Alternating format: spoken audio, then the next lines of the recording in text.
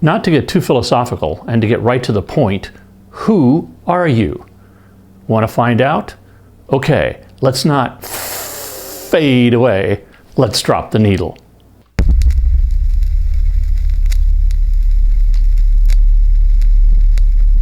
Yep, this episode is going to feature The Who. They've sold over 100 million albums worldwide, but I'm just going to focus on the first 9, the ones that Keith Moon played on.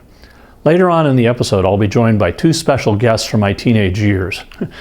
No, not members of The Who, but members of still a great band. In 1964, The Who released their first single, I Can't Explain. In his book, Who Am I?, Pete Townsend said he was sitting in his room listening to John Lee Hooker, Bob Dylan, and others, and he wanted to write a song which would explain where his musical ideas came from. But he found that he couldn't. That's how I Can't Explain came into being. It hit number 8 in the UK, but only 94 in the US. In 1965, The Who released their second single, My Generation. Once you hear it, you can't forget that stutter. Great song. England loved it. It hit number 2 on the charts, but in the US it only reached number 74. So with 2 singles out, it was time to release an album. The Who Sings My Generation, their first album, was released in the US in April of 1966. The album contains I Don't Mind, My Generation, and The Kids Are All Right. It reached number 5 in the UK, but it didn't chart in the US. Happy Jack came out in 1967, and in the UK it's called A Quick One, after the last song on the album, A Quick One While He's Away, which kind of foreshadowed what The Who were going to do with rock operas. Townsend wrote 4 songs, Entwistle 2, Moon 2, and Daltrey 1. It contains Boris the Spider and the aptly named Cobwebs and Strange, and A Quick One While He's Away. A big hit in the UK, number 4, and slow growth from the previous record in the US to number 51. 1967 saw The Who release The Who Sell Out. This is a great album. It reached 13 in the UK and 48 in the US. The concept is about a fictitious British radio station, and in between the songs there are fake advertisements and radio jingles, which happen to result in a number of lawsuits. Particularly, Radio London was upset that they used one of their jingles without letting them know, and the company, Odorono, was particularly upset that they were on the cover of the album and there was a song on the album named after their product. Great songs are Marianne with a Shaky Hand, the aforementioned Odorono, Tattoo, the hit single I Can See for Miles, and Rael. It was critically loved, but only reached 13 in the UK and stalled at 48 in the US. On Wednesday night, July 31st, 1968, I saw The Who for the first time at the New Place in Algonquin, basically a teen club which was a converted barn. I remember they played songs from My Generation, The Who Sells Out, Happy Jack. I remember it quite vividly, but I've looked online for the set list and I can't find it anywhere. But you know, memories from the 60s are kind of a funny thing. So I decided to ask 2 of my bandmates from the band The Darkness, I've told you about them before, our teen band, their memories of that night, and we'll see how they remember it. But I do recall them being in Algonquin. And I remember that as well. At the New Place. At the New Place. Which was a farmstead converted into a theater. Okay. Brad and I for sure saw them with Steppenwolf. We had gone there. I don't think you were with us. I don't remember Bernie Mitchell being with us. Well, I definitely remember that, and I did look online, and I found a poster for The Who appearing at the New Place in Algonquin. Okay. So that was probably the night that at least you guys were there. It might have been, but that was an unplanned thing. Brad and I got in the car and drove up there. We didn't even know where it was. Yeah. And they had the old Rand McNally map out looking at it back in those days, you know. And we were going to see Blue Cheer, which was a very loud trio from... That's what we were expecting. But we went to see Blue Cheer. And we were disappointed when we were waiting in line to buy our tickets, which you could do in those days. And then an announcement came up and said, "We're sorry, the drummer is sick. Blue Cheer will not be appearing, but for your same $3.50 ticket, you can get in and see a Canadian band, John Kay and Steppenwolf." And Brad and I were looking at each other like, "Oh yeah, this is cool." Yeah. And a new band from London, England called The Who. And we just about fell over when we heard that.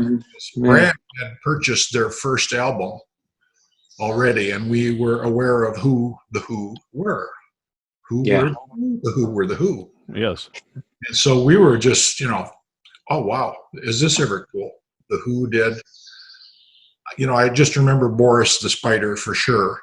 But it was just so brand new and so cool. And I remember Pete Townsend jamming his neck of his guitar through the speakers, and they all had Marshall amps. And I remember that they played I Can't Explain. okay, Yeah. My Generation. My sure. Generation, yeah, and definitely I remember him doing the same thing. So I think I was definitely there. I recall seeing the speaker cabinets that had holes in them where the fabric was all torn, but they replaced the speakers and didn't replace the cover. What I remember, and it appeared to be that he had some hinges built onto the neck of his guitar that he was using that night, and he pulled the pins on the hinge, and the whole neck kind of went like this, Yeah. Just flopped around, and he was banging it and throwing it on the ground and jumping up and down on it and stuff, and it was making some wonderful noise. Okay, yeah. Well, it's funny because I definitely have that in my memory, so I'm kind of thinking I was there.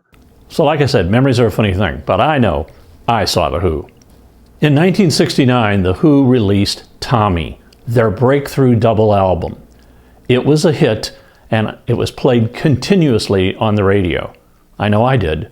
It peaked at number 2 in the UK and 4 in the US. The whole album is great, even if the concept is a little bit fuzzy. Standout songs are The Acid Queen, Pinball Wizard, I'm Free, and We're Not Gonna Take It. The Who toured and played live to support Tommy. And of course, a hit movie was made as well, starring Anne Margaret, Roger Daltrey, Elton John, Tina Turner, Eric Clapton, and others. 2 years later, in 1971, they released one of their better albums, in my opinion, Who's Next? It was their first album to make extensive use of synthesizers. Pete Townsend said he loved the idea of using the synthesizer not only for effects, but for melody and even rhythm. My favorite songs, Baba O'Reilly, Bargain, Love Ain't for Keepin', Getting in Tune, Going Mobile, and Won't Get Fooled Again. The next Who record, released in 1973, was also a double album. It was also another rock opera. This one was Quadrophenia. And basically, it tells the story of a young British guy who has 4 personalities, hence the title Quadrophenia. Songs I like are I'm the One, the leadoff song, 515, Sea and Sand, Bellboy, and Love Rain O'er Me. It hit number 2 in both the UK and the US. Over the next 2 years, Pete Townsend said he hit a writer's block, but The Who still came out with By the Numbers. It contained some pretty interesting songs, including the one with all the double entendres, Squeezebox. So what were the numbers? Number 7 in the UK and 8 in the US. In 1974, The Who released an album called Odds and Sods. This was outtakes and rarities, and it fell to John Entwistle to put the album together, as Townsend, Daltrey, and Moon were all tied up in the making of the film Tommy. So what Entwistle wanted to do was make an album that was a parallel history of The Who, what they might have done. This album released stuff that had never seen the light of day. Standouts are I'm a Face, recorded in 1964, when The Who were still known as the High Numbers, Put the Money Down, Too Much of Anything, and Pure and Easy, from the ill-fated Lifehouse idea of Pete's. Pure and Easy, of course, was on Pete's first solo album, Who Came First, which was recorded 2 years earlier. But here, It's a band effort. Odds and Sods hit number 10 in the UK and 8 in the US. The last Who album we're going to talk about is Who Are You? And sadly, it was released just a couple of weeks before Keith Moon's death. Although this is the last album we'll talk about in this episode, The Who continue to be active to today and have recently just released their 12th studio album, simply titled Who. Who Are You hit 6 in the UK and 2 in the US. The album contains the song Who Are You, which became a big hit when it was used for CSI, the television show. John Entwistle sadly died in 2002, but Townsend and Daltrey continue on, with Zach Starkey, Ringo's son, on drums. On one of my business trips to London, I stayed with a colleague and his wife in their very nice house in a small little village just west of London on the Thames. As we drove up to his house, and the houses were all quite nice, as we drove up to his house, he said, "You know who my next door neighbor is, don't you?" And I said, "No." And he said, "It's Pete Townsend." The next morning I went out for a walk, and as I was walking back to my friend's house, and as I passed the house that he said was Pete Townsend's house, I looked, and sure enough, there through the window was a silhouette of a guy standing there. So I waved at him, and the silhouette waved back. Now, do I want to believe that was Pete Townsend? You bet I do. So there are the first 9 Who albums. I hope you've enjoyed that, and you know something with the Who that you can always be sure of, and that is, you'll keep a rockin'. If you liked this episode, hit the like button, and you can also leave me a comment down below, and I'll respond to you. If you subscribe, we'll let you know when future episodes come out. Most of the albums that I talk about can be found at your local vinyl store or on eBay. Individual songs most likely are on Spotify, Apple Music, or Amazon Music, or even some on YouTube.